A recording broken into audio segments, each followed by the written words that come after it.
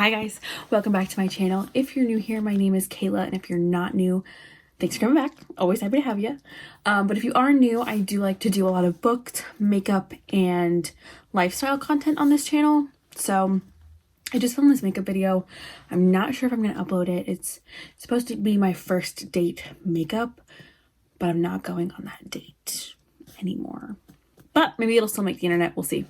But today I have a bookish video, and I haven't done one of these in a little bit. But this is going to be mainly a review of The Betrothed by Kiera Cass. So I have a lot to say and a lot of thoughts on this video. So I will leave a timestamp here that you can skip ahead to the review.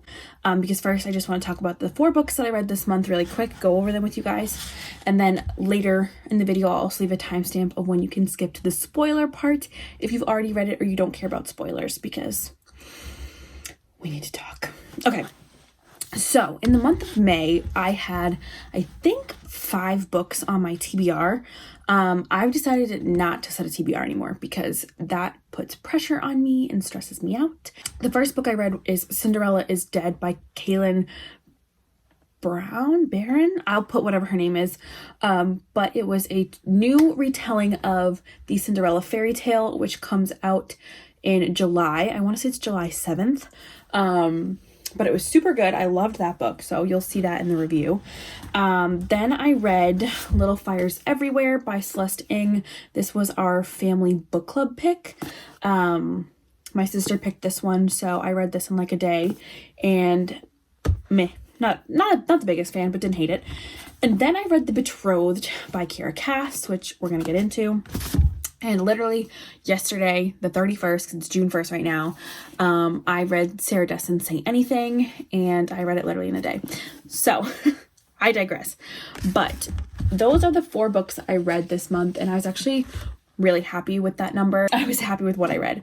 But the biggest book I feel like of this month that I want to talk about is The Betrothed. The Betrothed came out, it doesn't say the actual date, but I think it was the 5th. I want to say it was the 5th. And if you don't know, Kiera Cass wrote the Selection series, and also I believe another series about like sirens, or a standalone called The Siren or something like that. I was not in love with the Selection, and it felt strange to me. I don't know. But for some reason I saw this cover for The Betrothed and I got super excited, especially because I love reading like new books or like return books for authors that I know. I'll give you an overall summary of what happens. So Hollis lives at this court in Koroa, and she has basically been the king of Koroa, Jameson, his main chick for like maybe a month, maybe a couple weeks at the beginning of the book. And he basically makes it clear at the beginning of the book that she is to be his queen, that he's going to propose, they're going to be betrothed. She is essentially promised to him, but not. So no ring, no contract. He's just kind of made it clear to her that she is going to be his queen in the near future. And she's like over the moon with this. She did not think that she was going to be. And that's not a spoiler. That happens in like the first 4 chapters, I promise. But then a family comes. A family comes from the rival region of Isolt. And as they are presenting themselves to the king to ask for sanctuary and to live in Koroa, King Jameson basically lets Hollis decide if they can stay. And she says yes. And as she's like kind of looking over this family, there's like a guy, and he looks up to her with these beautiful blue eyes and instant love connection. And Jameson starts out really nice and loving and blah, blah, blah, blah. She feels like a queen. There's a whole thing coming. King from the rival land of Isolt, who is known to be really cruel and ruthless, is coming. So she basically has to stand in as a queen and like learn queenly duties and responsibilities and all those things. So she's basically queen without the crown, without the ring. But while all of that is happening, she is secretly in love with this boy named, I remember it, I want to say it's Silas. Yes, Silas is finding herself falling in love with this boy Silas. And that's where I'm going to stop my spoiler-free review, or summary, I should say. Overall review of this book, I gave this 3 out of 5 stars. And it would maybe even go into 2.5 out of 5 stars.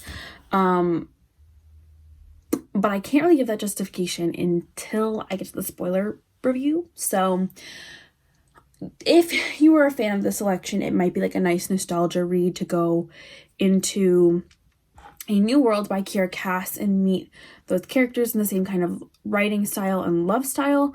This is a very forced love triangle, I felt. It didn't make a lot of sense to me, honestly. But I'll get into that in the spoiler review. But yeah, if you are a huge fan of Kiera Cass, I don't think you'd have any problem loving this book. It kind of fits her MO, her writing style, the love triangle thing. But if you aren't a huge Kiera Cass fan, if you kind of like me didn't love the selection, I feel like this book would not really do anything for you. Like, I wouldn't put it at the top of my TBR. I wouldn't rush to get to it. It's a good, easy, quick read if you're looking for something kind of like not wicked complicated or complex, not something that's going to require like you can't really guess the ending. Like, you're not working through the book to figure out what happens, because it doesn't really make a ton of sense. And like I said, I'll get into that, but it's not, I think it's a very easy read, a very quick read, just kind of. So this is also the first book of a series. I want to say it's a trilogy. I'm not positive, but I don't know after reading this one and getting to the end of this one that I would read the second. I don't honestly feel like there's a point by the time I got to the ending. The ending for me was so disappointing, which I think the book all the way up until like maybe the last 80 pages was wonderful, and I was truly enjoying and loving, and I really liked Hollis as a character, and I even liked her and felt for her until the end. But the last 80 pages kind of negated all of that for me. I just did not like the ending of this book at all. It's not expected at all, and like I said, it does not make a lot of sense for me. The way it ended, this book could have been a standalone, and it didn't doesn't need to be a series. So with that, this got 2.5 to 3 out of 5 stars for me. I really wanted to love this book, and like I said, up until those last 80 pages, this would have been like a 4.5 star read for me until the ending, which brought it down that much. So I think this is a lot about the last 80 pages of this book.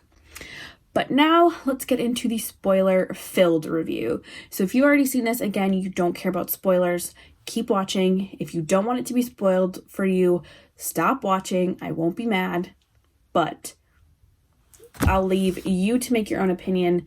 If you want to wait after the spoilers, let me know what you think in the comments down below. If you think that this is something you're going to want to read, yeah, let me know if after the spoiler-free review, if you still want to read it. Are they gone? Are they gone? They're gone? Okay, let's get into the spoiler-filled review. So basically, y'all, let me lay it down to you. When Hollis first sees this family from Isolt in the throne room, whatever it's called, Jameson is so sweet to her. Moves her to the queen's quarters, gives her the queen's jewels to wear, takes her on boat rides. He's sweet as pie. He's really excited to have her stand beside him as queen, and he actually gives her a lot of like little tests and tasks to see if she has kind of like the queen brain that fits kind of his way that he wants to rule. He's trusting in her a lot, and he compliments the way that she thinks through a problem and how she approaches different issues, and it seems like a really positive relationship. Then this family walks in, and for like, it's that trope that I don't understand why it's a thing, because it doesn't happen. Like, in real life, it does not happen. Like, it doesn't make any sense to me. I digress. But it's the insta love thing. Like, they lock eyes across the ballroom, and she is compelled to be in love with this boy. She wants to know more about him, and she is like ready to stop thinking about King Jameson, who's been really nice to her up until this point, to find out more about this random boy she's just met. Anyway, throughout the book, as they kind of prepare for the visit from this ruthless, cruel king from Isolt, she is still given more gifts, like she's brought to the queen quarters at that point. She is educated like she's going to be the queen. She goes through the training, like all that stuff. She starts to pick ladies' maids and her court. The lords and nobles of this land start asking her for favors or to sway things with the king. She's very clearly going to be a monarch or a figurehead. And she really likes that kind of responsibility, that trust, that feeling of being important. She likes that Jameson is like trying to pick her brain, the affection and the attention that he gives her. They have a lot of very sweet romantic moments. None of that happens with Silas, this boy from Isolt. They dance once in the whole book. They dance, and, you know, as she spends time with him, there's like maybe 2 conversations that are outlined in the book, but no other conversations are ever mentioned. But she starts to think that like Silas understands her better and understands her heart and her mind and what she wants out of life, and she falls for him. But they have literally no romantic interaction, like not really anything to convince me that they are in love with each other. Fully believe that King Jameson and Hollis would be in love, because that was demonstrated to me. Silas and Hollis did not have that love physically fleshed out in the book. I think, like, I honestly, maybe 7 interactions with Silas, and they're all very, very short. Tons of interactions with Jameson that are more in depth. You see more of his character. His character is really well developed in a way that Silas's isn't. But at a point throughout the book, Jameson changes. He stops being really sweet, and his more methodical, monarchical side comes out. He starts acting more like a king. He signs away their firstborn daughter to this king of Isolt, and he just starts to do things that she just doesn't like. He snaps at her like once or twice. She also makes a friend in this queen from the other kingdom. Hold on, what is her name?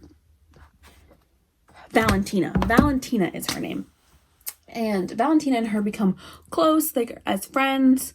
They both talk about being kind of like forced into this marriage. Meanwhile, Valentina is forced to marry someone that could be like her grandfather's age, if that makes sense. Jameson, maybe a year older than her. And she was happy with him for so long, whereas Valentina was never happy with the King of Isolt. But anyway, there are a couple things that got me. So what ends up happening, Hollis, in the middle of the ball, right before Jameson is about to propose, he's been shitty for maybe 3 or 4 chapters, decides that she is going to run away with Silas and his family to the countryside. For a boy that at that point we've probably seen 4 interactions with, not super romantic, like the love connection does not feel as deep there as it did with Jameson and Hollis in the beginning of the book. So that was a disconnect for me. Hollis felt more, or seemed more, in love with Jameson in the beginning than she did with Silas in the middle and end, who she ends up deciding to be with, if that makes sense. But she runs away from the kingdom. But before she leaves, she is talking to her best friend. Names are really Delia Grace. Is that her name? Yes. Delia Grace. Delia Grace is her name. And she has been like isolated from society. Like she's the outcast, ostracized, if you will, because her father and her mother got a divorce, claiming she was a bastard, but she's not a bastard, all this stuff. And Delia Grace freaking sucks by the end. She's like best friend, super happy for her.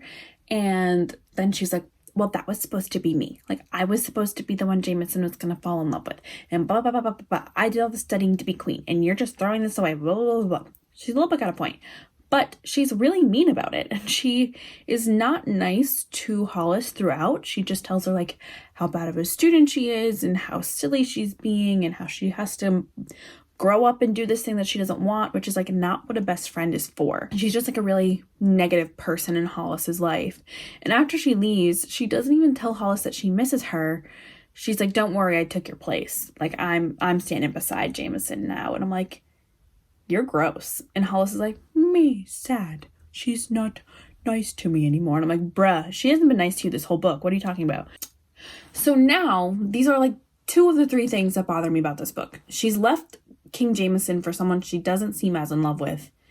That, like, their romance really doesn't get to develop. It doesn't really make sense. Comes out of the blue. That we go from, Jameson's being kind of mean to me, to, okay, I'm gonna leave. Okay. To best friend really being rude and then being just outright awful. No, thank you. I don't like best friend characters that aren't actually supportive of the main character. That just bugs me. And then this is the part that literally, it's the very end of the book. So this ruined it for me. Silas and Hollis go away to their new estate, the Easthoff's estate in the countryside of Coroa. They're there for like a week, maybe 2. Then they get married, right? They have all these Isoltan traditions and Coroan traditions, and it's a beautiful, beautiful day. Also, Hollis's parents suck, so they actually kind of like made peace to come to the wedding. Beautiful moment. We're all really happy. Silas gets murdered at the wedding, as well as like both Hollis's parents and the rest of Silas's family, except for his mom and sister.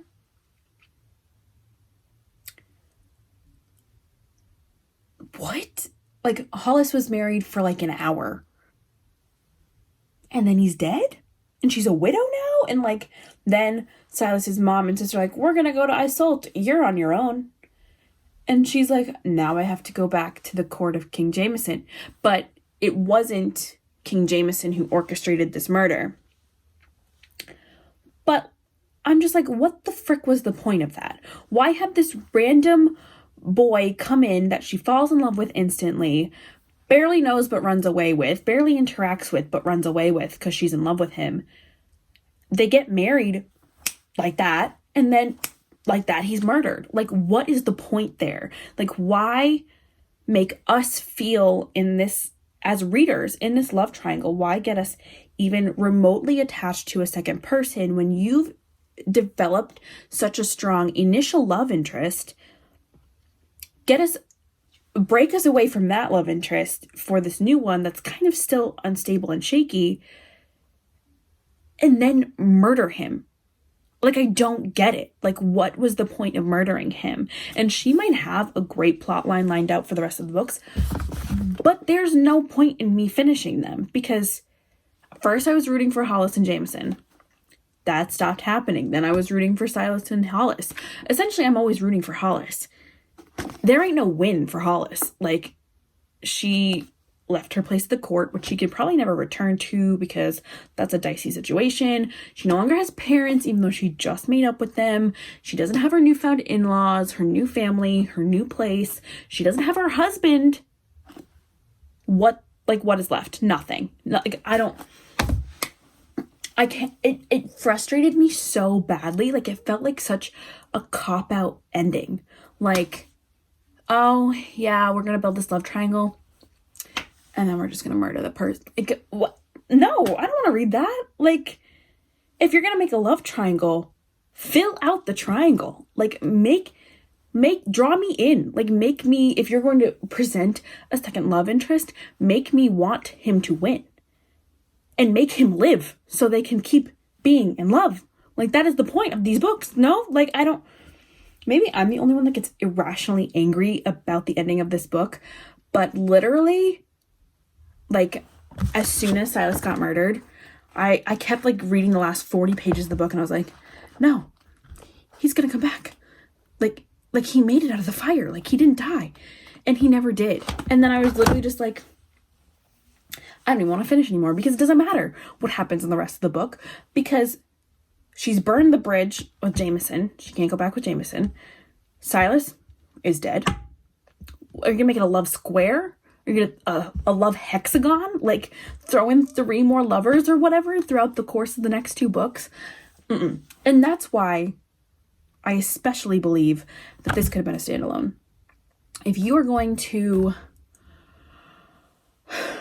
murder the second love interest, just wrap up the book. Like, King Jameson won. Like, what else are you going to do in 2 more books? You're going to have to put out another interest. And I don't know. That whole thing, that what felt like was a not useless, but pointless side romance and useless murder of a character, like, it just didn't feel like it served a purpose. At least in this book, or one that was clear. Why make it happen? Like, it just didn't make any sense to me. Like, this book started so strong and ended so weakly. I was so disappointed. Like, I was so invested in Hollis and Koroa and Jameson. Like, I loved this world. It reminded me almost of The Winter's Curse. It reminded me of that book series. And I loved it. Like, I loved it to begin with. And then I got to the last 80, 100 pages. And I was just disappointed. Did not want to finish it, but I just powered through. But yeah. So I got really upset at that book. I'm not going to lie to you. But yeah, I don't know if you guys have read it. If you did, let me know if you were as equally disappointed in the ending. Like, I don't think I'm going to be reading the next 2 books, especially because they don't come out for another year. Really not a point for me. But if you would read the next 2 books, would you consider it, knowing what happens at the end of this one? She might, like I said, have a great plan of what to do next, but I see, like, though things changed so radically by the end, you could have just written a different book. Like, but so for that reason, I gave this a 2.5 stars. So yeah, Kiera Cass, good try. A for effort. You started out really, really strong, but I think you flopped a little bit at the end there, sister. Yeah, I don't know. I was sad. I really wanted to like this book, and I really liked it for a long time, but the end just kind of ruined it for me. Okay, now that I'm editing, I don't want to make it seem like it's all bad or that I hated it. I really don't like to do bad reviews on this channel. I had so much hope, and I was so excited, and I loved it so hard, and then it fell so hard for me. But read the first half, and then go from there. But I'm going to stop harping on this book now and go eat my dinner. But I hope you guys enjoyed this review or found it helpful. I especially like doing a separate spoiler part so I can really, like, talk about what happens in the book. So let me know if you like this review style as well. And make sure to like this video before you leave and subscribe so you can see all the videos coming out. Let me know if I should post this first date makeup look, because I don't know how I'm feeling yet. And subscribe and leave me a comment. Let me know your thoughts down below. And go be my friend on the interwebs. Go follow me at RoyReadingCo. And I will see you guys in my next one. Bye!